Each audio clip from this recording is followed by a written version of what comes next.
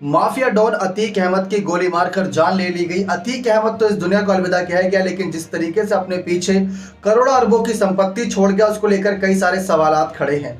कईयों पर ED, CBI की तमाम बड़ी जांच एजेंसियां लगातार जांच कर रही हैं और जांच में कई सारी बातें निकलकर समय समय पर सामने आ रही हैं। लेकिन जिस तरीके से अतीक अहमद और अशरफ को लेकर जाया जा रहा था प्रयागराज के एक हॉस्पिटल में जांच के लिए, जो कि रूटीन चेकअप होता है, उसके बाद यहाँ पर तमाम खबरें आप सभी ने देखी कि किस तरीके से तीन लड़के आते हैं, अचानक से गोलीबारी करते हैं और उनकी जान ले लेते हैं और उसके बाद लड़के अपने आप को सरेंडर भी कर देते हैं पुलिस के हवाले। लेकिन आज की अपनी इस रिपोर्ट पर जानकारी देते हैं कि माफिया डॉन अतीक अहमद की जान जाने के बाद वो अपने पीछे कितने की संपत्ति छोड़ गए और वो संपत्ति का असली वारिस कौन होगा, क्योंकि बेटे अरशद को तो यहाँ पर एनकाउंटर कर दिया गया था, मुठभेड़ में मारा गया था। और जिस दिन अरशद का सुपुर्द खाक हुआ, उसकी ही रात को खबर सामने आई कि अतीक अहमद की गोली से यहाँ पर जान ले ली गई है, गोली मारकर जान ले ली गई। जिस तरीके से चर्चाओं का विषय बहुत ज्यादा बनता नजर आया। पूरे उत्तर प्रदेश में सनसनी मच गई, ना सिर्फ उत्तर प्रदेश में बल्कि हर कोई हैरान परेशान था, क्योंकि किसी ना किसी को अंदेशा ये था कि एनकाउंटर हो सकता है, गाड़ी पलट सकती है। लेकिन इस तरीके से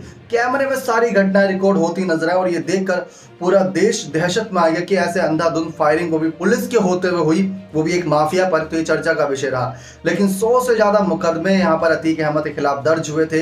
कुछ मुकदमों को यहाँ पर वापस ले लिया गया, लेकिन कुछ पर जांच चलती रही। लेकिन अब आपको बताएं कि ये तो सिर्फ रही बात मुकदमों की, लेकिन 100 से ज्यादा बेनामी संपत्ति यहाँ पर अतीक अहमद के पास से लगातार निकलकर सामने आई थी। जब जांच की गई थी इनके पूरे यहाँ पर कहीं ना कहीं संपत्ति को लेकर और पूछताछ के बाद जो जानकारियां निकलकर सामने आई थी, संपत्ति को लेकर जो बातें आपको बताने वाले हैं वो आपके होश उड़ाने वाली है। क्योंकि जो इन्होंने सरकारी दस्तावेजों में, जब ये चुनाव में खड़े होते थे, कहीं ना कहीं गैंगस्टर से राजनेता बनने की कोशिश थी पूरी, और राजनेता बन भी गए थे। कई बार उन्होंने चुनाव जीता।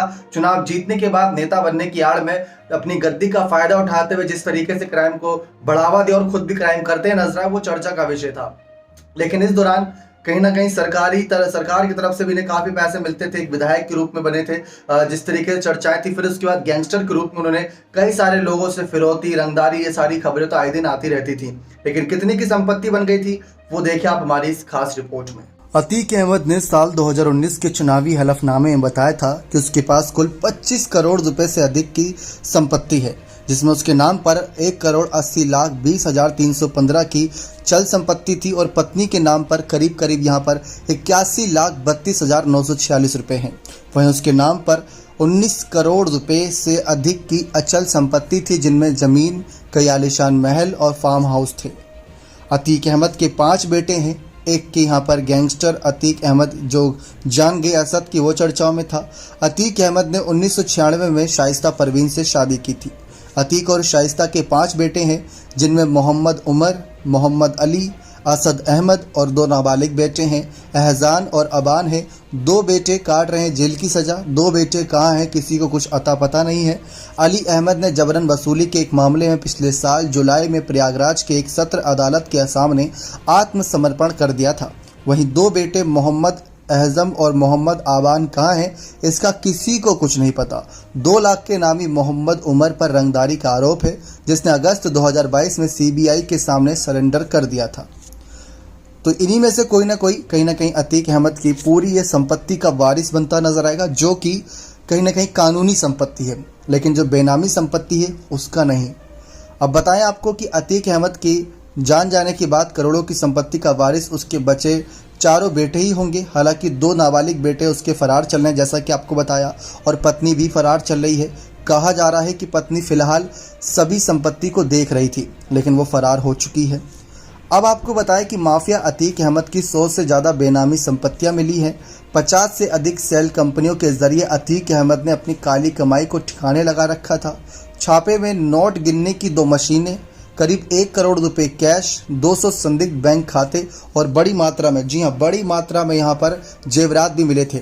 ईडी की छापेमारी में अतीक की कारोबारियों के नाम खरीदी गई सबसे बड़ी अधिक संपत्ति के दस्तावेज बरामद किए गए थे। तो वहीं ये भी बातें निकलकर सामने आई थी कि अतीक अहमद पर जब योगी सरकार की नज़र पड़ी तो सामने आया उसका काला साम्राज्य, जिसकी कल्पना भी इसके पहले कोई नहीं कर सकता था।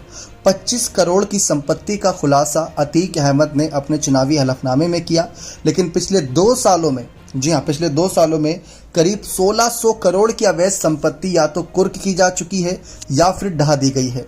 तो ये एक अपने आप में बहुत बड़ा आंकड़ा निकलकर सामने आया था।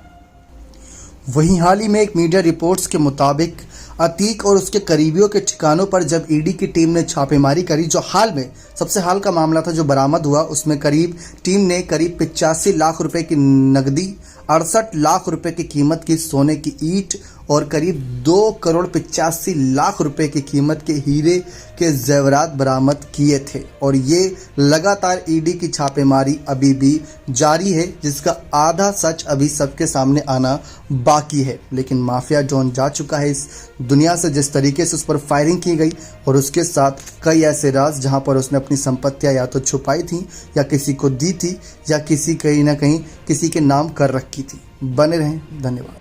तो देखा आप सभी ने किस तरीके से अतीक अहमद की संपत्ति को सुनकर आप सबके भी होश उड़ गए होंगे। कई सारी ऐसी संपत्तियां हैं दर्शकों जो अभी तक सामने नहीं आई है, जिस पर जांच चल रही है। जांच के बाद ही पता चलता नजर आएगा। और कई ऐसी संपत्तियां थी, कई ऐसे पैसे थे जो अभी भी कहीं ना कहीं छुपाए हुए थे और वो अतीक अहमद को पता था कि कहां पर कब कैसे छुपाए थे उन्होंने, और वो सारे राज भी अतीक अहमद के साथ जाते नजर आए। इस पूरे सियासी घटनाक्रम पर अब नजर दौड़ाएं तो कुछ बातें निकलकर सामने आती है। सबसे पहली बात कि शायद इस बार पुलिस नहीं चाहती थी कि अतीक अहमद का एनकाउंटर करे। विकास दुबे मामले की तरह यह मामला बिल्कुल अलग था, क्योंकि इसके तार पाकिस्तान से जुड़ते नजर आ रहे थे, कई सारी खुफिया एजेंसियों से भी तार जुड़ते नजर आ रहे थे जो देश के लिए बहुत खतरनाक हो सकती थी। तो वो सच उगलवाना बहुत जरूरी था और इसी वजह से अतीक अहमद को लगातार निगरानी में रखा गया था। लेकिन अचानक से ये सब कहीं ना कहीं घटनाएं घटती नजर आई और अतीक अहमद कहीं ना कहीं मिट्टी में मिलता नजर आया। जो बातें निकलकर सामने आई थी, योगी आदित्यनाथ ने बात कही थी। लेकिन इस पूरे घटनाक्रम से ऐसी खबरें भी हैं कि मुख्यमंत्री योगी आदित्यनाथ भी काफी नाराज नजर आए थे। इसी वजह से उन्होंने तुरंत ही एक्शन लेते हुए कई सारे पुलिस कर्मियों को यहां पर सस्पेंड करने के भी आदेश दे दिए गए थे। तो जैसा कि आप सभी को बताया कि संपत्ति यहाँ पर जितनी थी ये सब निकलकर सामने आई। एक एक करके इनके शूटर मारे गए थे जो भी मेजपाल हत्याकांड में शामिल थे। असद को भी यहाँ पर एनकाउंटर किया गया था, जिस तरीके से मुठभेड़ में मारा गया था। लेकिन ये जो घटना है ये शायद भारत देश ही नहीं पूरे वर्ल्ड में ऐसी पहली घटना है कि कैमरे के सामने दिन दहाड़े तो नहीं, रात के वक्त गोली मारकर किसी माफिया की जान ले ली गई हो। मतलब एक जो मन में रहता है कि इसने मेरे परिवार को बर्बाद कर दिया, इसकी तो जान लेकर रहेंगे, तो वही एक कहीं ना कहीं इंटेंशन की जो ज्वाला की भावना रहती है वो कई सारे परिवार के लोगों को मन में जाग जाती है। और अतीक अहमद के खिलाफ तो 100 से ज्यादा मुकदमे दर्ज थे, तो कितने सारे लोगों के मन से बददुआएं निकले होंगे कि अतीक अहमद के साथ ये हो जाए वो हो जाए। उमेश पाल की पत्नी भी लगातार यही बात कर रहे थे कि इनको या तो फांसी दो या तो एनकाउंटर करो। लेकिन अब शायद सभी खुश नजर आए जिनका कहीं ना कहीं अतीक अहमद ने नींद उड़ा रखी थी, जीना मुश्किल कर रखा था। लेकिन जिस तरीके से सियासी घटनाक्रम घटित होता नजर आया, इस पर आप क्या कहना चाहेंगे दर्शकों? अपनी राय कमेंट सेक्शन में जरूर रखें। और पूरे सियासी घटनाक्रम पर इस समय उत्तर प्रदेश नहीं भारत देश पर हर एक राजनेता और हर एक बड़े पुलिस कर्मियों की नजर बनी हुई है कि आगे क्या कुछ होता नजर आएगा, क्योंकि बहुत बड़ी घटना है कि अगर 7 से 8 पुलिस अगर आपके इर्द गिर्द हो, मीडिया कर्मी सबसे ज्यादा यहाँ पर चर्चाओं का विषय कि मीडिया कर्मी थे। पिछली बार जब विकास दुबे कांड हुआ था या फिर अभी असद का ही मामला ले ले, तो वो सब कुछ ऐसे हुआ था जहां पर सवाल निशान खड़े हो रहे थे कि ये तो मतलब कोई वहां पर था नहीं, पुलिस ने क्या किया क्या नहीं किया, क्या वो सच में भागने की कोशिश कर रहा था या नहीं भागने की कोशिश कर रहा था, क्या चल रहा था, किसी को कुछ पता नहीं था। लेकिन इस बार मीडिया के कैमरे में कैद हुआ और कुछ मीडिया कर्मी ही बनकर आए थे जिन्होंने ये सब घटना को अंजाम दिया। अब देखते हैं इस मामले पर आगे क्या कुछ जानकारियां निकलकर सामने आती हैं। बने रहें चैनल के साथ ऐसी और तमाम जानकारियों के लिए। बहुत बहुत धन्यवाद।